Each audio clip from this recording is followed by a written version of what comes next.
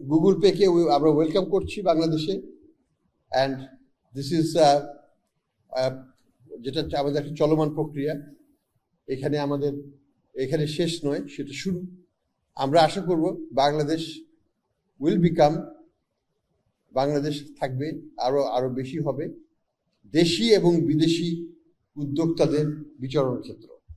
এখানে আমি মনে করি না যে বিদেশি আসলে আমাদের টাকা নিয়ে চলে যাবে, এই ধারণাটা ভুল। এখানে যে জিনিসটা আসে সেটা হচ্ছে technology, management, inflow of resources, and we can learn from that. সব ক্ষেত্রে একটা ইন্ডাস্ট্রিয়াল আসলেও সেই জিনিসগুলো হয়। যে কথাটা নিয়ে আমাদের চিফ অ্যাডভাইজার সাহেব বলছিলেন চিটাগং পোর্টকে নিয়ে, যে পোর্টটা যদি বিদেশিরা যদি নিয়ে এসে 10 বছর 20 বছর থেকে এটাকে যদি ঠিক মতো করে দিয়ে যায়, পরে তো আমরাই এটাকে নেব, এবং আমরা যে দক্ষতা অর্জন করবো, যে ম্যানেজমেন্ট স্কিলটা অর্জন করবো, সেটা দিয়ে কিন্তু আমরাই হয়তো ভবিষ্যতে অন্য দেশের পোর্ট চালাতে পারবো।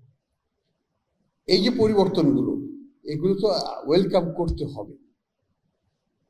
আমরা যদি সবকিছু মনে করি যে আমরাই সবকিছু আমাদের টেকনোলজি দিয়ে আমরা করতে পারবো, হবে না। এখানে সংমিশ্রণটার প্রয়োজন আছে, এটা লাগবে। দ্বিতীয়ত হচ্ছে যে এটা আমাদের একটা ফাইন্যান্সিয়াল ইনক্লুশনের একটা পার্ট। আমরা যে অন্তর্ভুক্তিমূলক আর্থিক ব্যবস্থা গড়ে তুলতে যাচ্ছি, সেখানে আমরা চাচ্ছি প্রত্যেকটা বাংলাদেশি স্কুল লেভেল থেকে তারা যেন ব্যাংকিং খাতের সাথে, আর্থিক খাতের সাথে একটা সম্পৃক্ততা গড়ে তোলে, এবং সেই প্রচেষ্টা আমরা নিয়েছি।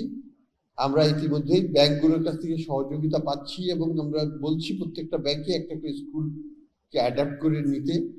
সেই স্কুলগুলোকে তারা তাদের সাংগঠনিক কার্য, মানে এখানে তাদের প্রত্যেকটা ছাত্রকে ছোট ছোট হয়তো 200 টাকা 300 টাকার অ্যাকাউন্ট খুলে দিবে, এবং সেগুলোকে পরিচালনা করে তারা শিখবে কিভাবে অর্থ ম্যানেজ করতে হয় ইত্যাদি। তো বাংলাদেশের আর্থিক খাতের যে আমাদের অন্তর্ভুক্তি, সেখানে আমরা অনেক পিছিয়ে আছি, অগ্রগতি হওয়া সত্ত্বেও অনেক পিছিয়ে আছি, আরো অনেক দূর যেতে হবে। সেই লক্ষ্যে আমরা কাজ করছি। আমরা সবগুলো চ্যানেল, একটা হচ্ছে ক্রেডিট কার্ড চ্যানেল, একটা হচ্ছে মোবাইল ফাইন্যান্সিয়াল সিস্টেম চ্যানেল, একটা হচ্ছে আমাদের যেটা হচ্ছে গ্রাম মানে মাইক্রো ক্রেডিট ইনস্টিটিউশন চ্যানেল, একটা হচ্ছে আমাদের এজেন্ট ব্যাংকিং চ্যানেল। এগুলো সবগুলো চ্যানেল, প্লাস আমরা ডিজিটাল ব্যাংক নিয়ে আসছি খুব শীঘ্রই, সেই চ্যানেল, সেটাও কিন্তু ক্ষুদ্র উদ্যোক্তাদের উদ্দেশ্যে যাবে এবং ছোট ছোট বিজনেসকে প্রমোট করবে। তো এই সবগুলো চ্যানেলকে আমরা একসাথে কার্যকর, আরো মোর এফেক্টিভ করে আমরা একটা অন্তর্ভুক্তিমূলক আর্থিক কাঠামো গড়ে তুলতে চাচ্ছি, যেটা আরো স্থায়ী হবে। একই সাথে অবশ্যই আমরা অন্যদিকে গুড গভর্নেন্সের চেষ্টা করছি। আপনারা জানেন ব্যাংকিং খাতে আমরা শৃঙ্খলা ফিরিয়ে আনার জন্য ক্লাসিফিকেশন রুল কমপ্লিটলি চেঞ্জ করে দেওয়া হয়েছে। এটা ইন্টারন্যাশনাল স্ট্যান্ডার্ডে আমরা নিয়ে গেছি। আমরা সামনে IFRS 9 করতে যাচ্ছি, যেটা আমাদের অ্যাকাউন্টিং সিস্টেমটাকে মডার্নাইজ করবে। আমরা রিস্ক বেসড সুপারভিশন চালু করতে যাচ্ছি সামনে জানুয়ারি থেকে। এই জুলাই থেকেই 60টা ব্যাংকে আমরা ট্রায়াল রান শেষ করে ফেলবো জুলাই ডিসেম্বরের মধ্যে। 20টা ব্যাংক অলরেডি শেষ হয়েছে। রিস্ক বেসড এটাকে করতে হবে, উইচ ইজ ফরওয়ার্ড লুকিং। তো আমরা চেষ্টা করছি ব্যাংকিং খাতে সুশৃঙ্খলা ফিরিয়ে আনতে, যাতে আগের মতো অবস্থায় আর কোনোদিন যেন আমাদের ব্যাংকিং খাত ফেরত না যায়। আমাদের এটা চলমান প্রক্রিয়া। আমাদের ম্যাক্রো স্টেবিলিটি এবং প্রাইস স্টেবিলিটি বাংলাদেশ ব্যাংকের অন্যতম দায়িত্ব। দুটো প্রধান দায়িত্ব, একটা হচ্ছে প্রাইস স্টেবিলিটি, অর্থাৎ মূল্যস্ফীতিকে কমিয়ে আনা। আমরা সেটাই কাজ করছি। আমরা সফল হব, কোনো সন্দেহ নাই। আমি প্রথম থেকেই বলেছি যে সফল হব এবং হব। এটা আমরা সাফল্যের দিকেই যাচ্ছি, এবং আরেকটু সময় লাগবে। আমি চাচ্ছি এটাকে 5% নিচে কমিয়ে আনতে, যদিও সরকারিভাবে বলা হচ্ছে 6.5 ইত্যাদি, বাট আমরা এটাকে এক্সিট করবো ইনশাল্লাহ বা আগামী বছরে এই করব। আমরা চাচ্ছি ফাইন্যান্সিয়াল সেক্টরের স্টেবিলিটিটাকে ধরে রাখা এবং ফিরিয়ে আনা, আরো স্ট্রঙ্গার ব্যাংকিং সিস্টেম করতে। কিছু একীভূতকরণ করতেই হবে আমাদেরকে। ডিপোজিটরকে আমরা পুরোপুরিভাবে নিশ্চয়তা দিচ্ছি যে তাদের অর্থের কোনো ঘাটতি হবে না। যে যেখানে আছেন সে সেখানেই থাকুন, আমরা আপনাদেরকে দেখব এবং এই খাতটাকে আমরা পুনর্গঠন করব। হয়তো কয়েক বছর সময় লাগবে, কিন্তু আমরা শুরু করতে যাচ্ছি এখন। সার্বিকভাবে আমরা মনে করি যে বাংলাদেশ ম্যাক্রো ম্যানেজমেন্ট অনেক ইমপ্রুভ করেছে। আমাদের ব্যালেন্স অফ পেমেন্ট এই বছর, আমি আশা করি জুলাই, যেটা আর 10 দিন পর যখন ডেটা আসবে, আমাদের balance of payment will be surplus, not deficit, overall balance of payment. আমাদের রিজার্ভ আমরা যেখান থেকে শুরু করছি সেখান থেকে হয়তো 7-8 বিলিয়ন বেশি হবে, কম হবে না। আপনারা হয়তো জেনেছেন আজকেও গতকাল IMF এর অ্যাপ্রুভালটা, মানে বোর্ড অ্যাপ্রুভাল হয়ে গেছে।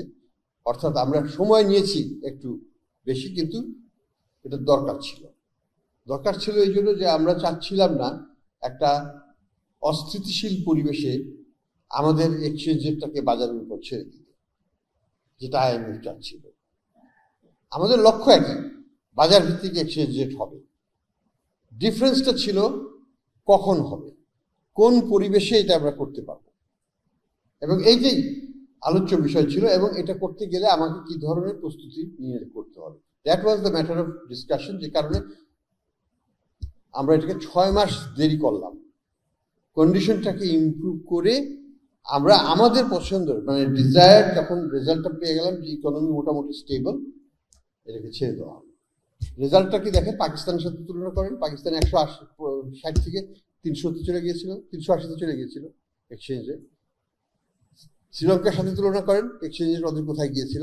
আনস্টেবল এনভায়রনমেন্টে, আন্ডার প্রেশার, কখনোই বাজারের উপর ছেড়ে দিতে পারা যাবে না। কিন্তু যখন সিচুয়েশনটা স্টেবল হবে, that's the best time to do it, and we have done it, and the result is visible. So আমরা চেষ্টা করব ম্যাক্রো স্টেবিলিটিকে ধরে রাখতে, আরো কনসলিডেট করতে।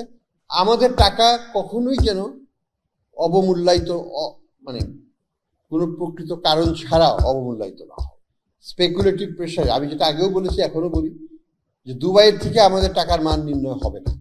আমাদের টাকার মান নির্ণয় হবে বাংলাদেশে ব্যাংকিং খাতের ইন্টারব্যাংক মার্কেটে, আমাদের বাজারে, নট আউটসাইড মার্কেট। এই চ্যালেঞ্জটা আমি কিন্তু কয়েক মাস আগেও দিয়েছি আপনাদের মাধ্যমে, এখনো বলছি। এখন আর অবশ্য তাদের সুযোগ কমে গেছে, হয়তো আর পারবে না, কিন্তু আমরা যদি আবার বিশৃঙ্খলা সৃষ্টি করি, সুযোগ দেবে।